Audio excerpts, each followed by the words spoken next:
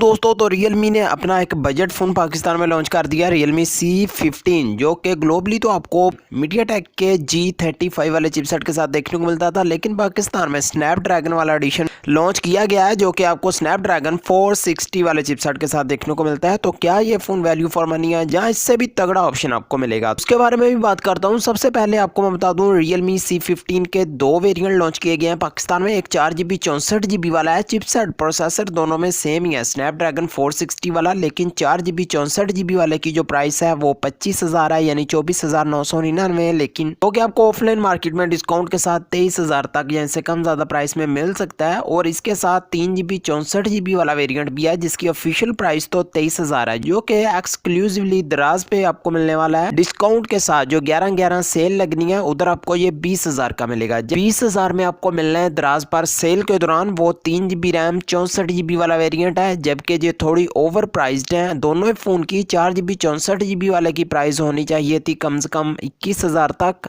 यानी कि इससे तगड़े आपको ऑप्शन मिल रहे हैं इन्फिनिक्स और टेक्नो के, जैसा कि स्पार्क 6 और हॉट 10। अगर हम इसकी स्पेसिफिकेशन देखें, इसमें आपको 720 पिक्सल की रेजोल्यूशन के साथ ही IPS LCD वाला डिस्प्ले मिलता है 6.5 इंच का। फ्रंट पे आपको कॉर्निंग ग्रीला ग्लास की सपोर्ट मिल जाती है और इसकी जो बैक है और फ्रेम आपको प्लास्टिक का ही देखने को मिलेगा। एंड्रॉयड 10 के साथ ये आ रहा है स्नैपड्रैगन 460 वाला प्रोसेसर इसमें लगाया गया है ऑक्टा कोर का, जिसमें आपको CPU मिलता है। बैक पे आपको 4 कैमरे मिलते हैं, जिसमें मेन कैमरा 13 मेगापिक्सल का है, 8 का अल्ट्रा वाइड कैमरा है, 2 का मैक्रो, 2 का डेप्थ सेंसर है। 1080 पिक्सल में आप वीडियो रिकॉर्ड कर सकते हैं 30 FPS के अंदर। फ्रंट पे आपको 8 मेगापिक्सल का कैमरा मिलता है, इधर भी आपको 1080p में 30 FPS तक वीडियो रिकॉर्डिंग करने का ऑप्शन मिल जाता है। मैक्रो USB वाला इसमें आपको चार्जर मिलेगा, फिंगरप्रिंट स्कैनर बैक पे दिया गया है। 6000 mAh की बड़ी बैटरी लगा दी गई है 18 वाट की फास्ट चार्जिंग के साथ, लेकिन बाकी की चीज़ें थोड़ा कंप्रोमाइज्ड हैं। G70 के साथ इनका एक ही फ़ोन आया था Realme का C3, उसके बाद ये चवलों पे उतर आए हैं, यानी ये प्रोसेसर ठीक है। अगर 20,000 इसकी प्राइस रखते 4GB 64GB वाले वेरिएंट की, लेकिन अभी आपको ये मिलेगा 25,000 में 4GB 64 वाला।